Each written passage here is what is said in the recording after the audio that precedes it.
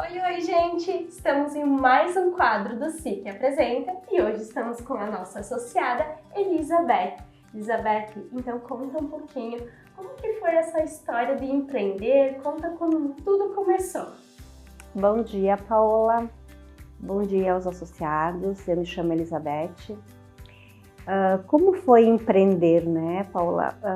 Eu trabalhei a minha vida toda na indústria e também na área hospitalar e tive um tempo na área da educação. Então eu conheço a área pública e a área, como é que eu vou dizer para ti, privada, né? Então eu me identifico muito com a área privada, né? Desde o início.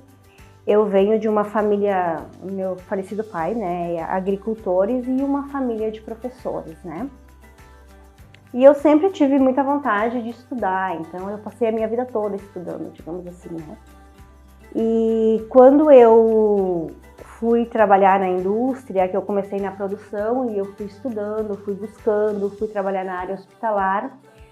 Quando eu fui trabalhar na enfermagem, eu me dei por conta que o meu negócio não era trabalhar para o externo, era trabalhar para o interno. O que eu quero dizer? Trabalhar de quem cuidava de quem cuidava, cuidar de quem cuidava, né? E aí eu fui me especializando nessa área, né? Fiz enfermagem do trabalho, fiz segurança do trabalho, me formei em gestão de recursos humanos, então eu fui subindo, digamos, dentro dessa área, né? Até chegar à gestão de recursos humanos, na qual eu trabalhei, né, na área hospitalar por um tempo. E quando eu tive um episódio na minha vida pessoal, né, em 2018, eu decidi empreender. Foi um ano super intenso pra gente, pessoalmente, assim, foi uma vivência bastante significativa. E aí eu concluí minha pós em gestão, né, e eu decidi empreender. Quando eu fui empreender, foi época da pandemia, né? E até eu tenho mais um desafio, né? Porque eu decidi me desligar da instituição na qual eu estava, que eu aprendi por demais, né? Que foi um grande hospital da região. E bem naquela época eu quis empreender, então gerou uma insegurança muito grande, né? Um conflito interno, uma ansiedade, não tem como, né? Então eu posso dizer que eu sou filha da pandemia, né? E com orgulho disso, né? Porque eu precisei me reinventar. Então hoje eu posso dizer para ti que eu atendo toda a região da Serra, né? Garibaldi, Bento, Caxias, Farroupilha, atendo São Paulo, Santa Catarina, atendo Carlos Barbosa, né? Tanto presencial quanto online, e hoje eu tenho uma cesta de serviços, né? Hoje eu posso mesclar e eu digo dar um passeio, né, em todo o serviço que eu tenho, e eu posso te dizer que hoje eu tenho orgulho de dizer que eu passei muitas dificuldades, mas só fortaleceu, né? Então acho que foi bacana, foi uma maturidade, foi uma ansiedade que hoje me traz tranquilidade, entende? Paola, eu iniciei então com o processo seletivo, que hoje, né, eu tenho 3 modalidades de processo seletivo, né? Eu costumo dizer que eu não sou uma agência, tá?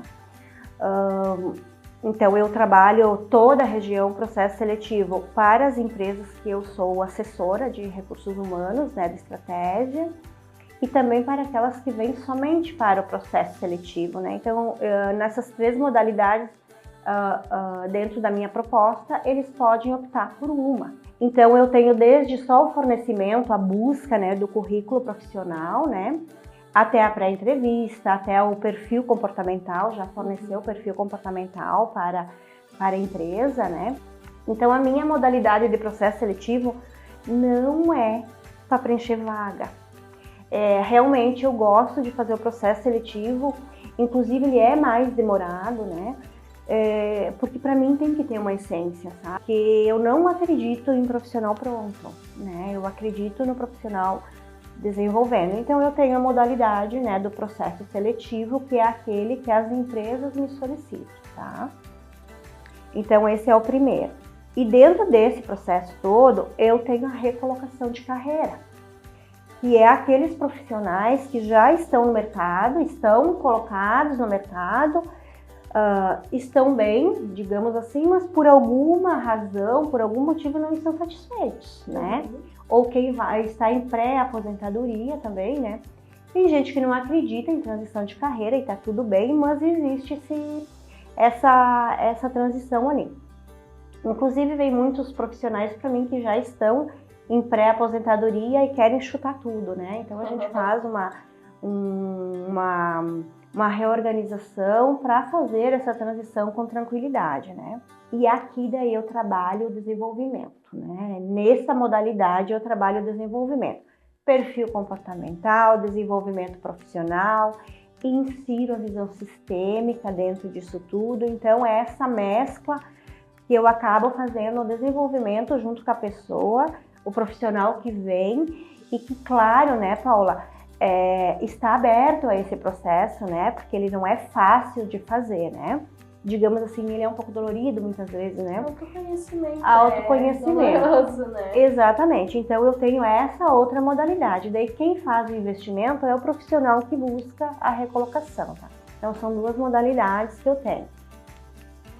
Outra modalidade que eu tenho é assessoria empresarial. Empresarial, então, todos os processos de gestão de recursos humanos eu trabalho. Faço cargos e salários também, avaliação de desempenho. Tem empresas que me contratam só para fazer cargos e salários, tem empresas que me buscam só para fazer avaliação de desempenho, tem empresas que me buscam só para perfil comportamental, né? O outro trabalho que eu faço, eu atuo na visão sistêmica, né? Dentro da familiar, trabalho e própria saúde sistêmica, né? Então, eu com as ferramentas que eu tenho, né? Que são mais ou menos 47, 48, eu insiro todas as ferramentas da metodologia sistêmica, né? Que é do Bert Helling, né? E eu tenho visto isso que me dá, junto com o meu cliente, uma agilidade de processo muito claro, muito objetivo, muito assertivo, né? Inclusive com as empresas, né? Gosto por demais dessas áreas todas, né? Eu também sou terapeuta energética, né? Então eu trabalho com a mesa quântica, enfim, né? Então eu percebo, junto com o meu cliente, né? Se ele está de acordo, qual é a ferramenta que eu vou ocupar naquele momento, né? A pessoa, geralmente, Paula, a pessoa individual, né? Ela vem pela questão pessoal, né? Só que quando a gente começa a trabalhar, a nossa questão profissional, ela não vai evoluir se você não tiver uma evolução pessoal. Então, não tem como tu separar. Então, hoje eu vejo muito mais importante trabalhar o pessoal, estar aberta ao pessoal, que é o que a gente acaba fazendo de verdade, né? Para depois evoluir no profissional, entende? Porque não tem como separar.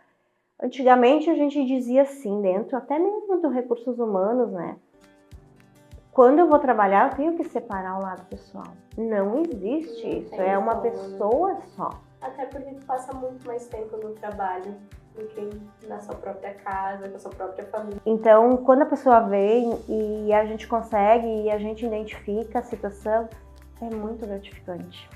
Porque daí tu vê a evolução do dia a dia e a pessoa te diz assim, bah, eu passei tantos anos fazendo isso, tantos anos fazendo aquilo e eu não entendia que era isso que eu precisava, né? Então é muito bacana, é assim, ó, eu tenho vivenciado e aprendido muito com os meus clientes, assim, eu acho que independente de quem veio até mim, sabe?